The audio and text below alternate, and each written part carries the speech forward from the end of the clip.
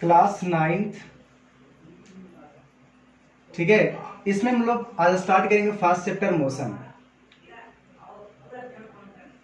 Motion को हम लोग डिटेल्स चलेंगे, जो कि आपका स्टडी मटेरियल कोटा का है और उसी के हेल्प से, और कोटा का स्टडी मटेरियल से उसी के हेल्प से आज हम लोग डिस्कस करेंगे। और इसमें आपका बेसिस रहेगा एनसीईआरटी, और जो भी आपका रेफरेंस बुक है आपका स्कूल का, आप उस स्कूल के बुक का लोगे, और एक एनसीईआरटी, और जो हम पढ़ाएंगे वो तीनों को मर्ज करके, ठीक है। और इसको देखना है, और देखने के बाद जो आप बनाओगे एनसीईआरटी का बुक हो उसको बनाना है, या आपको बुक होगा जो अपना पर्सनल उस बुक को बनाओ, तो सारे क्वेश्चन बनेंगे। अगर नहीं बनते हैं तो आप डाउट के लिए नीचे में कमेंट कर सकते हैं, या तो फिर व्हाट्सएप पे भेज सकते हैं, और उसके बाद आपको सोल्यूशन मिल जाएगा, ठीक है। तो हम लोग स्टार्ट करते हैं बिना किसी देरी का मोशन के बारे में। तो मोशन के बारे में इसमें पढ़ेंगे, तो इसमें क्या क्या पढ़ना है तो हम उसके लिए पहले देख लेते हैं। मोशन में हम लोग यहाँ पर डिस्कस करने वाले हैं, तो मोशन के अंतर्गत किस किस तरह के मोशन होंगे उसको डिस्कस करना हमारा क्लास 9th में। ऐसे अगर मोशन में देखना चाहेंगे तो बहुत ज़्यादा हम इसमें डिस्कस कर सकते हैं, जैसे 11th में भी आ जाता है। फिर उसके बाद जब इंजीनियरिंग करोगे तो उसमें आपका सिविल इंजीनियरिंग में आपको काम पड़ता है, तो ये सब तो जरूरत पड़ेगी। लेकिन यहाँ पर हमारा 9th के बेसिस पर जो है उसको हम लोग लेवल लेकर के जाते हैं ऊपर तक, जो कि एनटीएससी के लिए भी कारगर होगी। तो देखिए हम लोग पहले क्या पढ़ना है। मोशन के अंतर्गत सबसे पहले हमें पढ़ेंगे इक्वेशन ऑफ मोशन। तो इक्वेशन ऑफ मोशन में क्या होगा, तो देखिए पहले हम क्या पढ़ेंगे, इक्वेशन ऑफ मोशन। तो इक्वेशन ऑफ मोशन में हम क्या पढ़ते हैं, तो इक्वेशन जानते होंगे कि एक पढ़ते होंगे v बराबर u प्लस at। तो ये जो आपका v है, v यहाँ पर फाइनल वेलोसिटी है, u को इनिशियल वेलोसिटी बोलते हैं, a को एक्सेलरेशन और t को टाइम। तो ये जो आपको दिया गया है ये एक समीकरण है, यानी एक इक्वेशन है। तो इस प्रकार के जितने भी इक्वेशन होते हैं हम उसके बारे में डिस्कस करेंगे इसमें। फिर इसके बाद हम लोग को पढ़ना है motion along a straight line।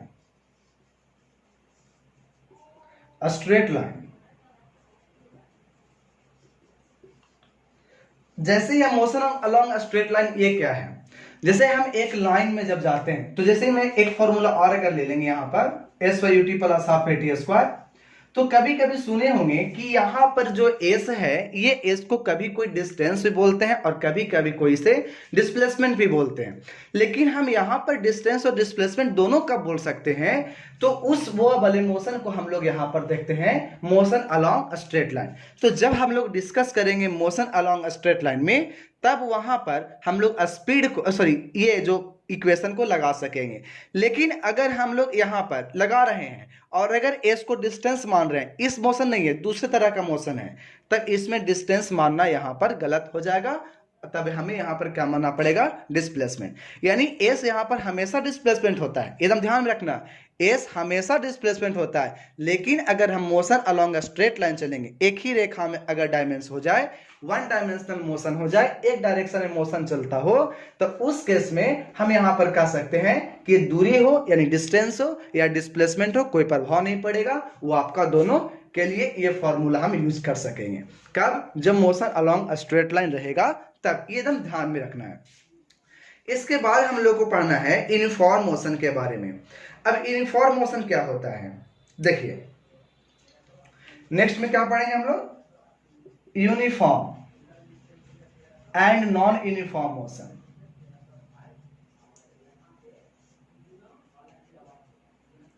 देखिए यूनिफॉर्म, अब यूनिफॉर्म का मतलब बता सकते हो, ठीक है। यानी यूनिफॉर्म का मतलब एक जैसा, जैसे कि बोला जाता है ना कि बच्चे स्कूल में आते हैं यूनिफॉर्म पहन के आओ, इसका मतलब क्या है कि सारे के सारे बच्चे का ड्रेस एक जैसा है। यानी यूनिफॉर्म कहने का मतलब हुआ कि अगर हम यहां से ले लेते हैं कि इतना से यहां डिस्टेंस जानी थी, जिसमें ये अगर बोलते हैं कि 2 किलोमीटर है और ये पहुंच रहा है 1 सेकेंड में, तो अगला 1 सेकेंड में वो भी कितना में पहुंचेगा, 2 किलोमीटर। 2 किलोमीटर ही पहुंचे, कितना में, अगले 1 सेकंड में। तो ऐसे सिचुएशन में हम क्या देख रहे हैं कि टाइम इंटरवल अगर हम इक्वल ले रहे हैं तो टाइम इंटरवल यहां भी 1 सेकेंड है और यहां भी 1 सेकेंड है। तो इस केस में यानी टाइम इंटरवल 1 सेकेंड, तो डिस्टेंस भी कितना कवर कर रहा है, 2 किलोमीटर 2 किलोमीटर।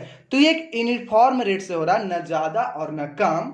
तो इस केस में हम बोलते हैं कि मोशन यहाँ पर यूनिफॉर्म मोशन है। तो यूनिफॉर्म मोशन में आप डायरेक्ट ये कह सकते हो कि जहां पर स्पीड कहें या तो वेलोसिटी कहें, ये दोनों के दोनों अगर कांस्टेंट हो जाए तो इस केस में क्या बोलेंगे, यूनिफॉर्म मोशन।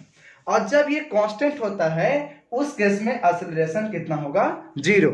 लेकिन अब जब स्पीड कांस्टेंट ना हो तो ऐसे मोशंस को हम लोग क्या बोलते हैं, नॉन यूनिफॉर्म मोशन बोलते हैं। कब, जब स्पीड कांस्टेंट नहीं है तब नॉन यूनिफॉर्म मोशन, और उस केस में यहां पर a बराबर 0 नहीं होगा, यानी a की वैल्यू कुछ ना कुछ होगा। उस केस में हम क्या बोल देंगे कि वो है नॉन यूनिफॉर्म मोशन। तो यहां पर जो पढ़ेंगे v बराबर u प्लस at, ये आपका नॉन यूनिफॉर्म मोशन के लिए है। अब इसको जैसे हम यहां पर लिख रहे हैं u प्लस at, तो इस फॉर्मूले को यूज करते हैं हम लोग नॉन यूनिफॉर्म मोशन के लिए विथ एक्सेलरेटेड मोशन, और भी एक्सेलरेशन कांस्टेंट होना चाहिए, तब हम ये फॉर्मूले को यूज करते हैं। हम आगे डिटेल देख लेंगे कि ऐसा क्यों है, क्या वजह है कि हम यहाँ पे एक्सेलरेशन कांस्टेंट रहेगा तब भी यूज करेंगे, क्या वजह हम आगे देखेंगे। लेकिन यहाँ पर जब बोला जा रहा है कि यहाँ पर ये नॉन यूनिफॉर्म मोशन के लिए यूज करेंगे और यूनिफॉर्म के लिए कैसे, अगर जैसे यूनिफॉर्म करोगे तो a बराबर कितना लोगे, 0, और जैसे 0 लेंगे तो ये वाला काम खत्म हो जाएगा और यहां से आएगा v बराबर u, यानी जितना स्पीड उसका शुरू में था उतना ही स्पीड उसका फाइनल में भी रह चुका था। इसका मतलब कि उसका स्पीड चेंज नहीं कर रहा, और जब स्पीड चेंज नहीं करता है तो उस केस में हम उसको यूनिफॉर्म मोशन के रूप में जानते हैं। ठीक है, अब हम लोग देखते हैं आगे, अब आगे क्या डिस्कस करनी है। अब हम लोग इसमें पढ़ेंगे रेट ऑफ मोशन को, इसमें क्या पढ़ेंगे, रेट ऑफ मोशन।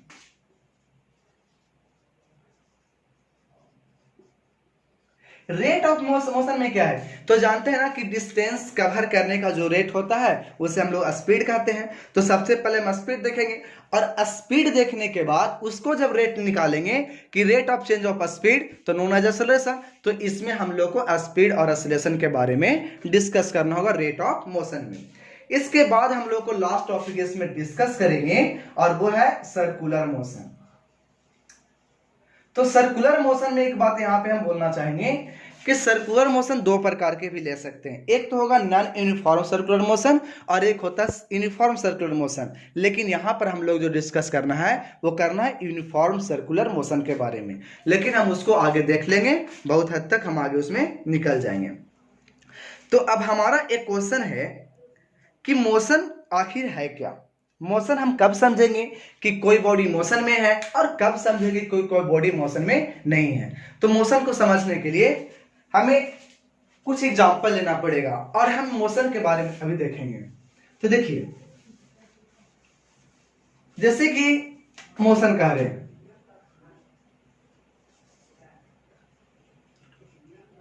मोशन हम एक कह सकते हैं कि रिलेटिव कॉन्सेप्ट है।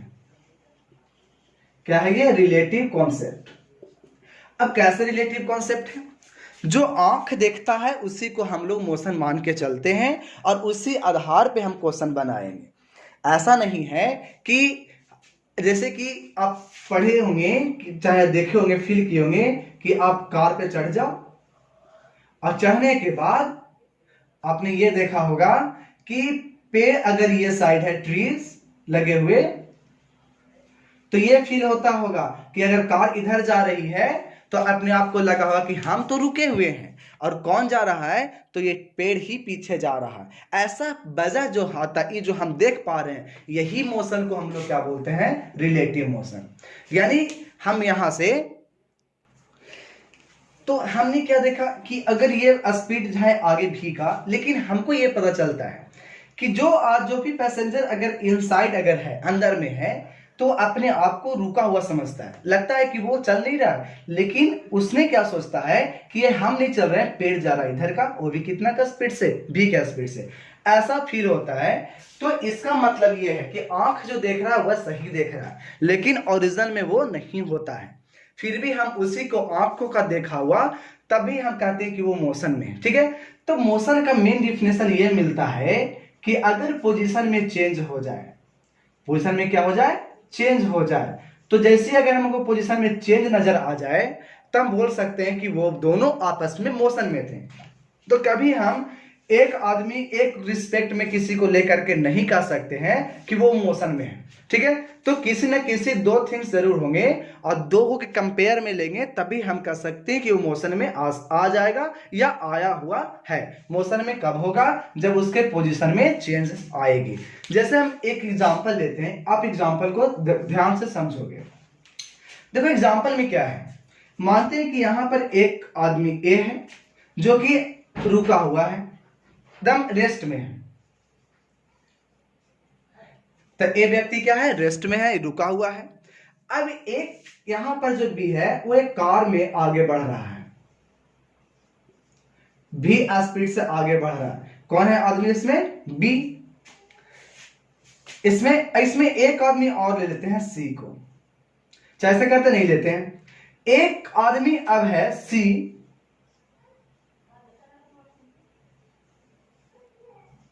जो कि इधर आ रहा था यू से, जो कि इसमें कौन सा आदमी है, सी। और एक आदमी और लेना। अब हम लोग चौथा ऑब्जेक्ट को एक और लेंगे जिसमें हम ये जिस डायरेक्शन में चल रहा था उसी डायरेक्शन में एक गाड़ी से और चल रहा है। ठीक है, अब उस व्यक्ति को हम इसमें मान लेते हैं कि ये डी है और इसका भी स्पीड मान लेते हैं भी। अब इसके मोशन को ऑब्जर्व करना था। ठीक है, और ऑब्जर्व करने वाले तीन व्यक्ति हैं, जो कि एक रेस्ट में है ए, और दूसरा व्यक्ति यहां पर है सी जो कि इसके अपोजिट डायरेक्शन में आ रहा था, और तीसरे व्यक्ति वो है डी जो कि इसी के पैरेलल में और उतना ही स्पीड से आगे की ओर मूव कर रहा था। तो ये हमें इसका मोशन को ऑब्जर्व करने वाले तीन व्यक्ति थे। अब क्या करता है कि मोशन हो स्टार्ट कर दिया, बी ने मोशन करना स्टार्ट कर दिया।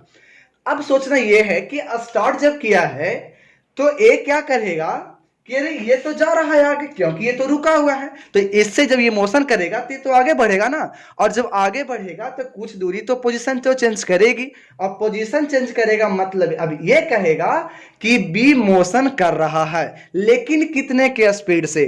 तो ये तो रुका हुआ था, तो ये सिर्फ कहेगा कि बी जो चल रहा है ए के लिए वो चल रहा है कितना से, भी स्पीड से राइट की ओर। कौन बोलेगा, ए। लेकिन अगर हम सी से पूछते हैं तो सी क्या कहेगा।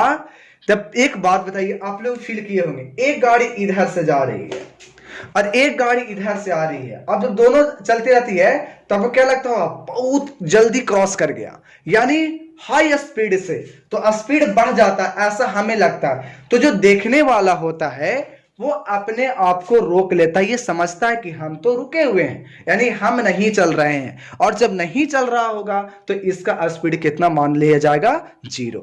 और जब इसका स्पीड 0 मानेंगे तो 0 कब होगा, तो जब हम इसमें u घटा देंगे। तो u माइनस किए हैं, तो माइनस का मतलब यह हुआ कि आप इसको पर स्पीड दे रहे हो इधर का। तो बताइए, जो काम करेंगे इस पर वही काम करना पड़ेगा इस पर, और जब इस पर करेंगे तो इधर की स्पीड दिए ना कितना, u, तो u देना पड़ेगा। तब इसके में स्पीड हो गया 0 और इसमें स्पीड कितना हो गया, u प्लस भी। तब ये कहता है सी कि नहीं, भी चल रहा है लेकिन कितना का स्पीड से, तो u प्लस भी के स्पीड से, यानी इतना फास्ट चल रहा है। ये कौन बोला, सी। अब जब डी से पूछा गया तब डी क्या बोलेगा। ठीक है, तो डी के लिए देखो, अब डी के लिए क्या बोला जा रहा है, डी क्या बोल रहा है कि यहां पर जो रुकना चाहेगा तो रुकेगा, तो यहां पर माइनस भी, तो इधर के भी ना हो जाएगा, और जब इधर के जब इसको देंगे तो इसको पर भी इधर के देना पड़ेगा, और जब देंगे तो फिर इसका भी स्पीड कितना हो जाएगा, 0। तो डी कहेगा कि ये तो रुका हुआ है, लेकिन हम क्या देख रहे हैं। तो सोचो, देखने वाले पर डिपेंड कैसे किया। एक जो रुका हुआ था वो तो ओरिजिनल बताया कि नहीं ये चल रहा था स्पीड भी से, सी बताया कि नहीं चल तो रहा है लेकिन बहुत ज्यादा स्पीड है, और डी क्या कह रहा है कि ये तो चल ही नहीं रहा है। ऐसा क्यों, क्योंकि जितना का स्पीड से ये आगे बढ़ रहा था उतना का स्पीड से ये बढ़ता है, दोनों एक ही साथ आगे बढ़ेगा तो इसके पोजीशन में चेंज हुआ क्या, नहीं हुआ। जब पोजीशन में चेंज होगा तब मोशन कहेंगे, और जब पोजीशन में चेंज नहीं होता है तो मोशन हम लोग नहीं कहते हैं। तो पहले हमारा क्या मिला, रिलेटिव मोशन कंसेप्ट, कि मोशन क्या है, तो एक रिलेटिव मोशन है। रिलेट करके हमको पढ़ा जाता है कि देखने वाला कौन है और किसके बारे में हम देख रहे हैं। तो जो ऑब्जर्वर होता है उसका स्पीड 0 मान लेंगे, और ऑब्जर्वर का स्पीड हम उस ऑब्जेक्ट को दे देंगे, और वो किस डायरेक्शन में, तो उसके अपोजिट डायरेक्शन में। तो इस प्रकार से हम यहां पर मोशन देख रहे हैं। जैसे इसमें एग्जांपल के लिए अब बताना, एक आता है लिविंग और एक आता है नॉन लिविंग। दोनों के दोनों मोशन करते हैं, लेकिन दोनों के मोशन में अंतर क्या है? What is difference between motion of living things and non living things? यानी लिविंग थिंग्स के मोशन और नॉन लिविंग थिंग्स के मोशन, दोनों के मोशन में क्या डिफरेंस है, अब इसके बारे में। तो देखिए, ये जो मोशन करता है इसमें इंटायर अंदर की एनर्जी के द्वारा मोशन किया जाता है। लिविंग थिंग में एनर्जी किसके द्वारा मोशन किया जाता है? अंदर की एनर्जी के द्वारा। लेकिन नॉन लिविंग थिंग को अगर मोशन करवाना है तो इसमें हमको बाहर से इसमें एनर्जी देना पड़ेगा। जैसे कि सोचिए कि एक यहां पर आदमी है, ये कब दौड़ेगा? क्या इसको ऊपर से हम बाहर से कुछ भर देंगे? नहीं, इस पे हम जब एनर्जी देते हैं, जब ये अपने जब भोजन करता है, डाइट लेता है, तो उसके बदौलत अंदर में क्या होता है? एनर्जी बनती है, और वो एनर्जी इसको चलने में मदद करती है। तो जो लिविंग थिंग्स होते हैं, जो सजीव पदार्थ होते हैं, उसको मोशन करने के लिए उसके अंदर की एनर्जी की जरूरत पड़ती है। लेकिन अगर हमें नॉन लिविंग थिंग्स को मोशन करवाना, जैसे अगर बोल दिया जाए कि एक कार ही ले जाए, जब कार हम ले लेते हैं और मोशन इसको करवाना है तो हमें इसमें क्या डालना पड़ता है? पेट्रोल। तो जैसे हम लोग पेट्रोल डाल देते हैं तो इसमें बर्निंग होता है, तो बाहर से इसको एनर्जी सप्लाई किए, तो जैसे ही बाहर सप्लाई करते हैं तभी हमारा नॉन लिविंग थिंग्स मोशन करना स्टार्ट करता है। तो यही डिफरेंस है लिविंग थिंग्स के मोशन में और नॉन लिविंग थिंग्स के मोशन में, कि लिविंग थिंग्स के मोशन कौन हो, किसमें होगा? तो बोलेंगे इसमें जो मोशन होगा वो इंटायर एनर्जी के द्वारा होता है, लेकिन नॉन लिविंग थिंग में जो मोशन होता है वो इसमें आउटसाइड से इसमें एनर्जी देना पड़ता है, और तब उसके द्वारा उसमें मोशन होती है। ठीक है, चलिए अब आगे इसको अगर लिखना चाहेंगे तो लिख सकते हैं। इसमें देखिए हम क्या लिख सकते हैं, लिविंग थिंग्स के बारे में अगर देखें,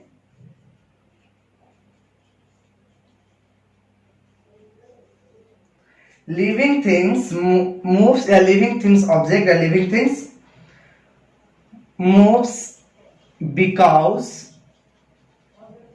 of the energy from within, मतलब अंदर के एनर्जी से। whereas जबकि whereas the non-living object या non-living things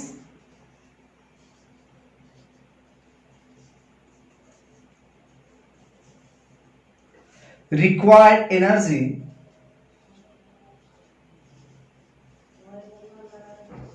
from some outside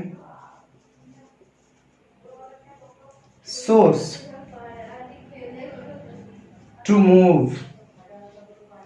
ठीक है, लिविंग थिंग्स को अगर हमको मूव करवाना है तो इसमें अंदर विद इन जो एनर्जी रहता है उसके द्वारा मूव करेगा, लेकिन नॉन लिविंग थिंग्स को जब मूव करवाना होता है तो उसको एनर्जी की जरूरत होगा, और वो कहां से प्राप्त करवाएंगे? तो हम लोग आउटसाइड सोर्स से, कोई भी हम आउटसाइड बाहर से कुछ लाएंगे और उससे हम उसमें क्या कर सकते हैं?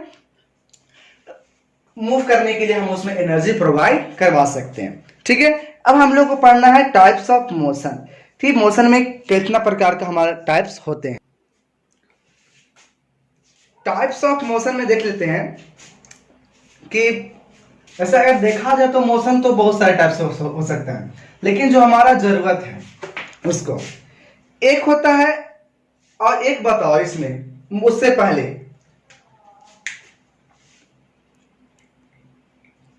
ये जो मोशन हम लोग को जो स्टडी करना है, जो करते हैं,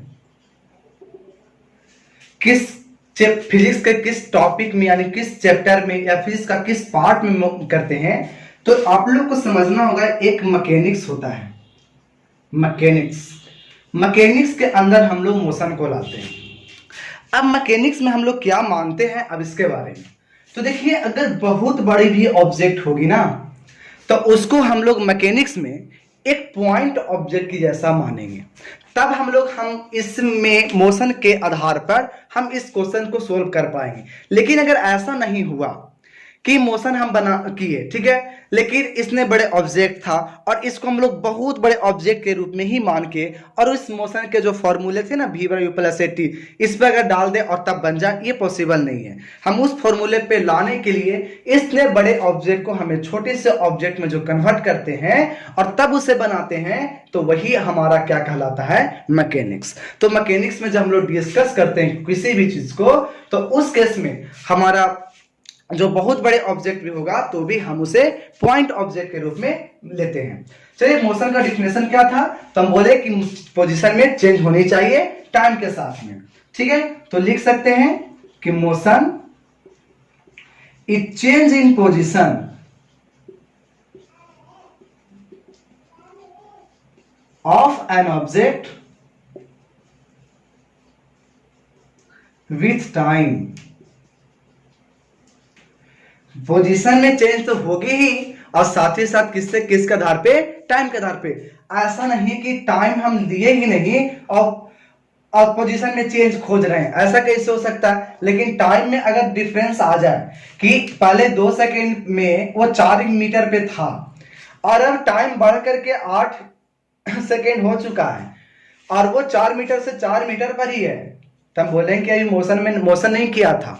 मोशन कब करता, जब ये 4 मीटर से इसके पोजीशन में अब चेंज कर जाती, यानी पोजीशन में चेंज होता है तभी हम कह सकते हैं मोशन होगा, और नहीं तो फिर मोशन नहीं होगा। तो हम लोग जो मोशन पढ़ रहे थे इस किसमें, मैकेनिक्स में। अब मैकेनिक्स जब पढ़ते हैं तो उसमें 3 तरह का हमको ब्रांच मिलता है मैकेनिक्स में पढ़ने के लिए, ठीक है, जो जिसमें से हम लोग 2 पार्ट्स अभी हम पढ़ेंगे। जो मोशन वो काइनेमेटिक्स के अंतर्गत आता है और उसके बाद जो हमारा पढ़ना फोर्स, और वो आपका आएगा डायनेमिक्स के अंतर्गत। तो हम लोग देख लेते हैं कि मैकेनिक्स में कौन कौन से हमको ब्रांच पढ़नी है, ठीक है। मैकेनिक्स, तो मैकेनिक्स में सबसे पहले हमें पढ़ना है स्टैटिक्स के बारे में,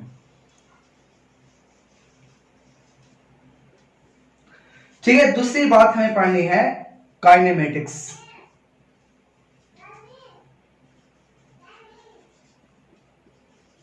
और उसके बाद पढ़ने में डायनेमिक्स, ठीक है। स्टैटिक्स का मतलब ये रेस्ट वाली बात होगी, और इसमें काइनेमेटिक्स में है मोशन के भी बारे में है और साथ ही साथ रेस्ट के भी बारे में है।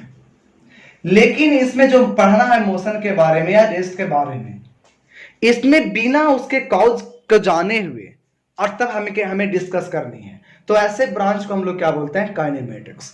लेकिन हम इसके बारे में पढ़ेंगे मोशन के बारे में भी और रेस्ट के बारे में भी। लेकिन इसमें जब हम लोग पढ़ते हैं तो क्यों रेस्ट में और कैसे मोशन में हो रहा है, तो क्यों मोशन में हो रहा है, उसको वजह क्या था, तो उसके हम लोग कॉज जानेंगे। इसमें विदाउट कॉज, यानी हमें इसमें हमें जानने की जरूरत नहीं है कि इसका कॉज क्या था चलने का, लेकिन इसमें जानने की जरूरत होती है कि क्या कॉज है चलने का। तो चल रहा है तो कितना से चल रहा है, कितना फोर्स लगाएंगे तो कितना चलेगा, हम इसके बारे में डिस्कस करेंगे डायनेमिक्स में। यानी हम सीधा तौर पे ये कह सकते हैं कि इसमें जो पढ़ना है वो फोर्स ऑफ मोशन के बारे में पढ़ना, लॉ ऑफ मोशन जिसको बोला जाता है, और इसमें हम लोग को रेस्ट एंड मोशन पढ़ना है, ठीक है। और ये तो आपका रेस्ट है कि कोई भी बॉडी अगर ऑब्जेक्ट है उसके बारे में, अगर ऑब्जेक्ट जो है रेस्ट में रुका हुआ है उसके बारे में अगर डिस्कस कर रहे होंगे ना, तो हम लोग क्या बोल सकते हैं कि वो स्टैटिक्स के अंतर्गत आ जाएगा। तो बोल सकते हैं कि काइनेमेटिक्स का ऐसा ब्रांच जिसमें हम लोग स्टडी कर रहे हैं किसके बारे में, तो रेस्ट में है ऑब्जेक्ट उसके बारे में। तो ऐसे मैकेनिक्स के ब्रांच को हम लोग स्टैटिक्स के नाम से जानते हैं। तो इसको हम लोग लिख सकते हैं स्टैटिक्स को, the branch of mechanics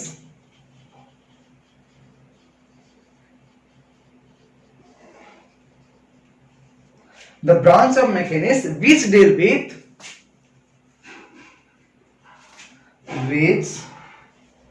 deals with the study of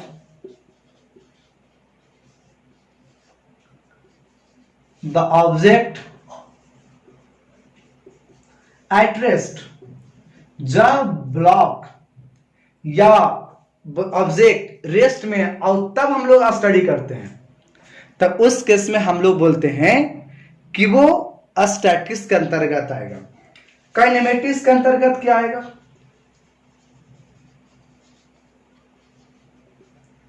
तो इसमें बताएं कि मोशन के बारे में तो आएगा, लेकिन इसके कॉज के बारे में नहीं पढ़ना है कि क्या वजह है इसके मोशन करने की। तो यहां से लिख सकते हैं कि the branch of mechanics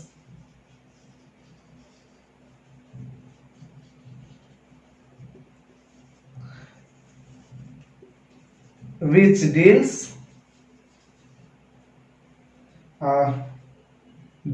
which describe कर सकते हैं, describe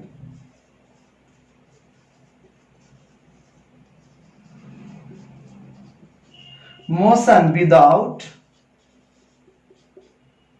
knowing of cause of motion कर सकते हैं, या तो without going into the cause of motion, यहां पे knowing ठीक रहेगा, knowing the cause of motion।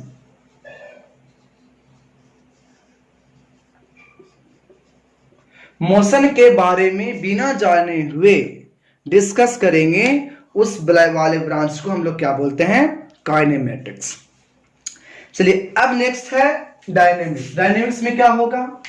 तो डायनेमिक्स में मोशन के बारे में स्टडी करेंगे, लेकिन उसमें हम लोगों को उसके मोशन के बारे में कैसे कर रहा कॉज के बारे में जाननी होगी।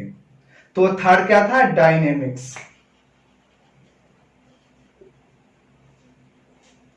The branch of mechanics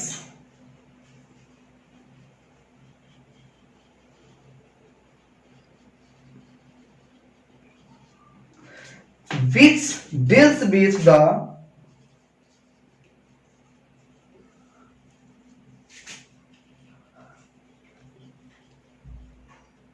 study of the motion taking into the account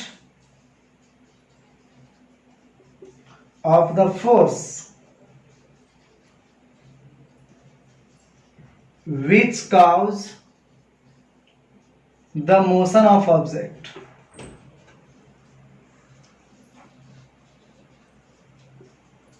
तो इसमें हम लोगों को फोर्स को लेते हुए, taking into the account of the force, force को लेते हुए, और तब हम लोग मोशन के काउज के बारे में पढ़ेंगे कि मोशन आखिर हो रहा है तो किस वजह से हो रहा है। तो उस वाले सेक्शंस को हम लोग क्या बोलते हैं? डायनेमिक्स बोलते हैं।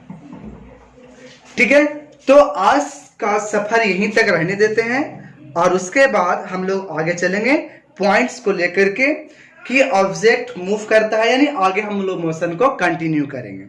उसके पहले कुछ क्वेश्चंस होंगे जो कि आपको कुछ क्वेश्चंस पर अटेम्प्ट लेने होंगे, और उस क्वेश्चन को अटेम्प्ट लेने के बाद हम लोग डिस्कस करेंगे। तो हम लोग आज स्टडी करेंगे नेक्स्ट क्लास में। ठीक है, थैंक यू।